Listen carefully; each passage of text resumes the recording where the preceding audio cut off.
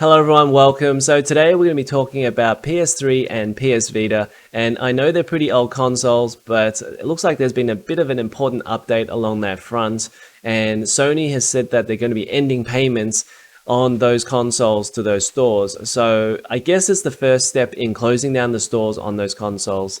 And so I think it's a pretty important topic. I also want to talk a little bit about physical games versus digital games. And I think today would be a good time to do it.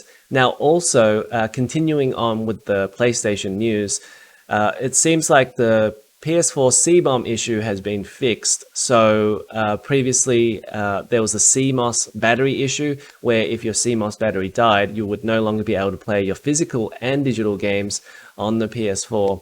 And looks like they fixed that issue in an update. Okay, so if you like this video, make sure to hit the like button and subscribe to the channel for more videos like this. And we have a Discord server, so come along and join us there. And I'll leave a link in the description below. Okay, so here's the news about the PS3 and PS Vita, and I'm going to try and do it pretty quick because everything is fairly self-explanatory here. So I got an email today from PlayStation. It says here, important update for buying PS3 and PS Vita content. As you've recently enjoyed playing on PlayStation 3 or PlayStation Vita, we want to let you know about some changes to the way you buy digital PS3 and PS Vita content. These changes have been introduced to enhance online payment security for all PS3 and PS Vita owners.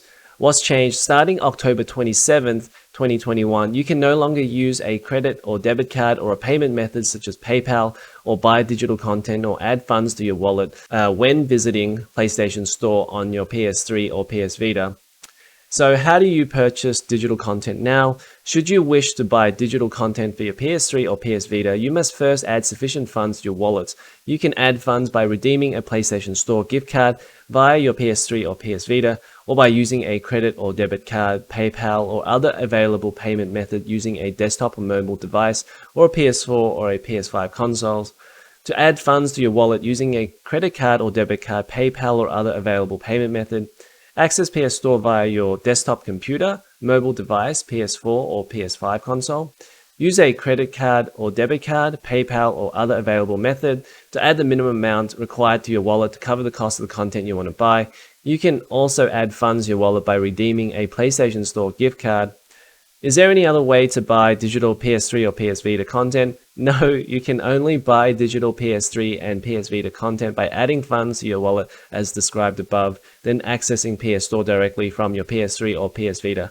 So there's no mention of them actually closing down the PS3 or Vita store or when they will actually do that, but obviously that is going to be the end game here, because when there's less payments going into their stores, then there's going to be less games being bought, and eventually that's going to be their reason why they're going to close their store. They would just say there's no one buying games there anymore. And I think it's a little bit sad because I think the Vita, there's still a lot of people on the Vita playing the Vita games. I just think that maybe it's not enough for them to keep it up, which is the sad thing. The PS3, I don't know who's playing on the PS3 these days, but I do wish that they would keep the store up because I don't think it'd actually take that many resources. I think the reason is that they just don't want to provide the engineering support to continually monitor the PS3 store and PS Vita. And as you saw in their email, they talked about security issues, and the first thing that they switched off was the payment issues. So if you leave the store open and there's nobody actually watching it, then it's susceptible to hackers who want to steal credit card details and things like that. So I think there's lots of different issues that they're thinking about from a business perspective, but from a gamer's perspective, of course, we want the store up. Which kind of leads me to the physical versus digital debate, because with the physical, you can play the games for as long as you have the physical, right? Whereas the digital, maybe sometimes they will close down the store and also the servers where you can actually download the games. And for physicals, I much prefer having physicals. However, you know, it's funny because I'm also a PC gamer, and I feel like in terms of digital games, the PC is in a better place than consoles right now.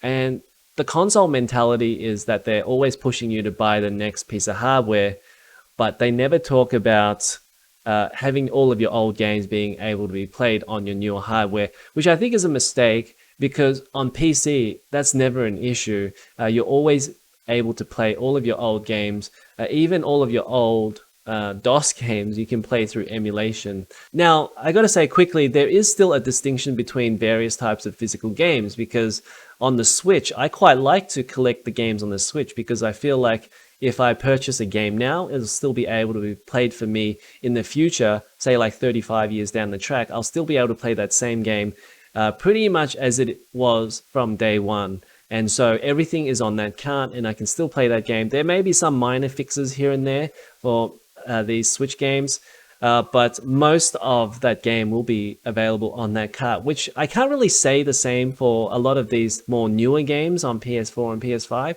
where sometimes you get like half the game on the disc and then you have to download the other half, or there's a big day one update that changes the mechanics of the games, or there are other games that continually get updated where the game is very different 2 years later than what was actually on the disc on day one. So it makes it a little bit harder to collect from that perspective for PS4 and PS5 games, which is why I haven't bought as many PS4, PS5 games. But I do enjoy collecting on the Switch because those physical cards means that if most of the game is already on that card, then I can play it in the future sometime. Okay, let's talk about the PlayStation 4 CBOM issue. Now, this was an issue that came up a couple of months ago, even though people were aware of it ages ago, but it just never got enough traction for Sony to actually do something. And even one of my videos on it got a lot of views, so obviously people started talking about it a couple of months ago. Now, with the CBOM issue, what happened was if you took the CMOS battery out, and this is the battery that keeps the internal clock running, when your power is off.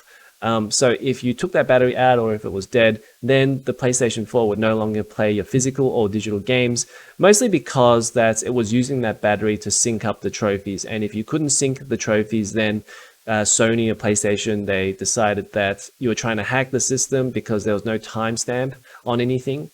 So that's why the physical and digital games didn't work. But with the recent updates, it looks like Sony has fixed this issue.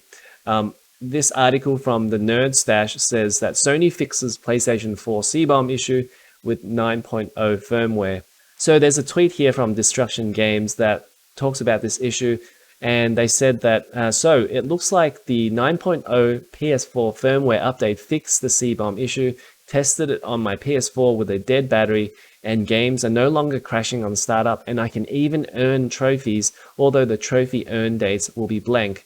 My date when booting my PS4 was 1969 and 5 PM, which is the default date and time the PS4 falls back on with a dead battery, so my battery is definitely still dead. Also, here's a pic of a trophy I just earned with the date and time earned being blank. And finally, the last tweet that they have is, I have also had a few other people who have tested it themselves say that digital games also work. I don't have any digital games installed on my PS4, so I haven't tested it myself, but that is also very good news if it's true. And this was from the 22nd of September, so it is a while back, a couple of weeks back now. I didn't report on this, obviously, because when I don't report on things, I'm either working on something else or it's already been done by other people. So that's why if you don't see some videos, that's the reason why. So I think that's great news that the CBOM issue is fixed, and now that we don't need this online server check anymore. So if those servers ever go down, kind of like what we saw with the PS3 or PS Vita, then you'll still be able to play all your physical and digital games because there'll just be a blank timestamp for that trophy. And I think that's a pretty good trade-off for being able to play your games. Okay, so that's going to be it for this one. If you like this video, make sure to hit the like button and subscribe to the channel for more videos like this, and I'll see you in the next one.